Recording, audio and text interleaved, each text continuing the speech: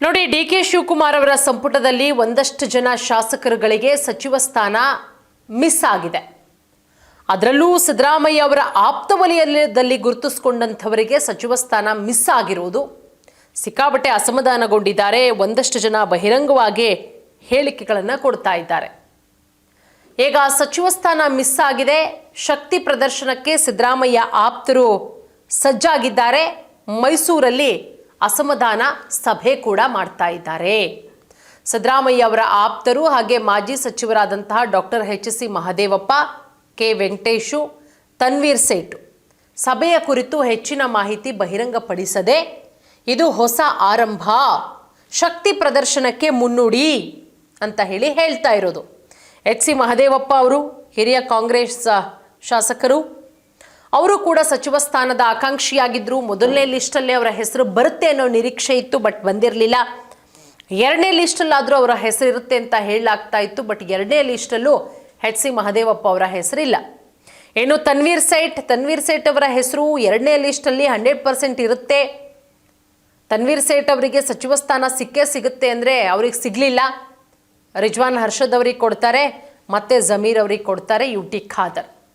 ಹಾಗಾಗಿ ಕರ್ನಾಟಕ ಸಚಿವ ಸಂಪುಟದ ಇತ್ತೀಚಿನ ವಿಸ್ತರಣೆಯ ಬಳಿಕ ಕಾಂಗ್ರೆಸ್ ಪಕ್ಷದೊಳಗಿನ ಅಸಮಾಧಾನವನ್ನು ಶಮನಗೊಳಿಸೋದಕ್ಕೆ ಹರಸಾಹಸ ಮಾಡಲಾಗ್ತಾ ಇದೆ.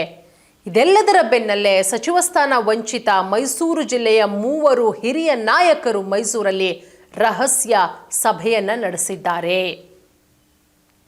ಕಾಂಗ್ರೆಸ್ನೊಳಗಿನ ಹೊಸ ರಾಜಕೀಯ ಸಮೀಕರಣದ ಬಗ್ಗೆ ಮತ್ತಷ್ಟು ಕುತೂಹಲ ಮೂಡಿಸಿದೆ. ಸಿದ್ದರಾಮಯ್ಯ ಅವರ ಆಪ್ತರು 3 ಜನ, ಮಾಜಿ ಸಚಿವರಾದಂತಹ ಡಾಕ್ಟರ್ ಎಚ್.ಸಿ. ಮಹದೇವಪ್ಪ, ಕೆ. ವೆಂಕಟೇಶ್ ಹಾಗೆ ತನ್ವೀರ್ ಸೇಠ್ ಸಭೆಯ ಕುರಿತು ಹೆಚ್ಚಿನ ಮಾಹಿತಿ ಬಹಿರಂಗಪಡಿಸಿಲ್ಲ.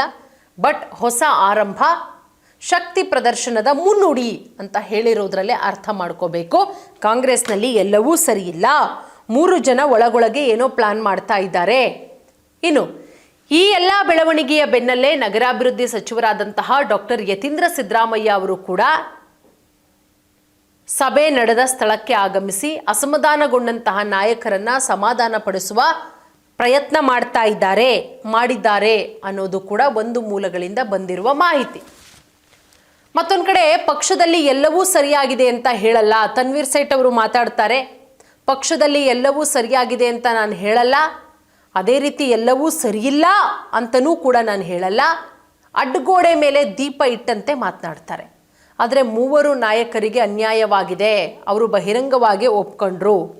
ನಾವೆಲ್ಲರೂ ಒಟ್ಟಾಗಿ ಸೇರಿದ್ದೇವೆ, ನಮಗೆ ಎಲ್ಲಿ ಯಾಕೆ ಅನ್ಯಾಯ ಆಗಿದೆ ಅನ್ನೋ ಕುರಿತು ಚರ್ಚೆ ಮಾಡ್ತೇವೆ. ಈ ಅನ್ಯಾಯ ಯಾಕೆ ನಡೀತು, ಯಾರಿಂದ ನಡೀತು, ಹೈಕಮಾಂಡ್ ಬಳಿ ಮಾತಾಡ್ತೀವಿ, ತನ್ವೀರ್ ಸೇಠ್ ಅವರು ಹೇಳಿರೋದು. ಇನ್ನು ಅವರ ಮುಂದಿನ ರಾಜಕೀಯ ನಡೆ ಏನು ಬಹಿರಂಗಪಡಿಸೋದಕ್ಕೆ ತನ್ವೀರ್ ಸೇಠ್ ಅವರು ನಿರಾಕರಿಸಿದ್ದಾರೆ. 3 ನಾಯಕರ ಸಭೆ ಒಂದು ಆರಂಭ. ಚಾಮುಂಡೇಶ್ವರಿ ದೇವಿಯ ಆಶೀರ್ವಾದವನ್ನು ಸ್ಮರಿಸಿದ್ದಾರೆ. 3 ತಮ್ಮದೇ ಸಮುದಾಯದ ಸ್ವತಂತ್ರ ಬಲವಿದೆ ಅಂತ ಹೇಳಿ ತನ್ವೀರ್ ಸೇಠ್ ಅವರು ಒತ್ತಿ ಹೇಳಿದ್ದಾರೆ. ಮತ್ತೊಂದು ಕಡೆ ಹೇಳ್ತಾರೆ, ಸಚಿವರಾಗಿಲ್ಲ ನಾವು, ಆದರೂ ಕೂಡ ನಮ್ಮ ಶಕ್ತಿಯನ್ನು ತೋರಿಸ್ತೇವೆ, ನಮ್ಮ ಶಕ್ತಿಯನ್ನು ಪ್ರದರ್ಶಿಸೋದಕ್ಕೆ ನಾವು ಸಚಿವರಾಗಬೇಕಾಗಿಲ್ಲ, ನಮ್ಮ 3 ನಮ್ಮದೇ ಸಮುದಾಯಗಳ ಬೆಂಬಲ ಇದೆ, ಸೂಕ್ತ ಸಮಯ ಬಂದಾಗ ನಮ್ಮ ಶಕ್ತಿ ಬಗ್ಗೆ ಮಾತಾಡ್ತೀವಿ, ತನ್ವೀರ್ ಸೇಠ್ ಅವರು ಹೇಳಿದ್ದಾರೆ. ಇನ್ನು ಮಹದೇವಪ್ಪ ಅವರು ಸಭೆಯ ಆದ ಮೇಲೆ ಅಲ್ಲಾದಂತಹ ಚರ್ಚೆಗಳ ಬಗ್ಗೆ ಬಹಳ ಎಚ್ಚರಿಕೆಯಿಂದ ಮಾತಾಡಿದ್ದಾರೆ. ನಾವಿಬ್ಬರಲ್ಲ 3 ಸೇರಿ ಸಭೆ ಮಾಡಿದ್ದೀವಿ, ಸದ್ಯಕ್ಕೆ ರಾಜಕೀಯದ ಬಗ್ಗೆ ಮಾತನಾಡೋದಕ್ಕೆ ನಾನು ಬಯಸಲ್ಲ, ಎಲ್ಲಿ ತಪ್ಪಾಗಿದೆ ಅನ್ನೋ ಕುರಿತು ಚರ್ಚೆ ಮಾಡ್ತೀವಿ ಅಂತ ಕೂಡ ಹೇಳಿದ್ದಾರೆ. ನೋಡೋಣ, ಯತೀಂದ್ರ ಸಿದ್ದರಾಮಯ್ಯ ಅವರು ತಾವು ಜಿಲ್ಲಾ ಉಸ್ತುವಾರಿ ಸಚಿವರಾಗಿ ನೇಮಕಗೊಳ್ತಾ ಇರೋ ಹಿನ್ನೆಲೆ 3 ಭೇಟಿಯಾಗಿ ಮಾರ್ಗದರ್ಶನ ಪಡ್ಕೊಂಡಿದ್ದೀನಿ ಅಂತ ಹೇಳಿದ್ದಾರೆ. ಒಟ್ಟಾರೆ ಈ 3 ಭೇಟಿ, 3 ಕೂಡ ಸಿದ್ದರಾಮಯ್ಯ ಅವರ ಆಪ್ತರು, ಏನೋ ಹೊಸದಾಗಿ ರಣತಂತ್ರವನ್ನು ಹೆಣಿತಾ ಇದ್ದಾರಾ? ಇವರ ಒಂದು ಅಸಮಾಧಾನವನ್ನು ಕಾಂಗ್ರೆಸ್ ಹೈಕಮಾಂಡು CM ಡಿ.ಕೆ. ಶಿವಕುಮಾರ್ ಅವರು ಯಾವ ರೀತಿ ಶಮನ ಮಾಡ್ತಾರೆ ಕಾದು ನೋಡಬೇಕು.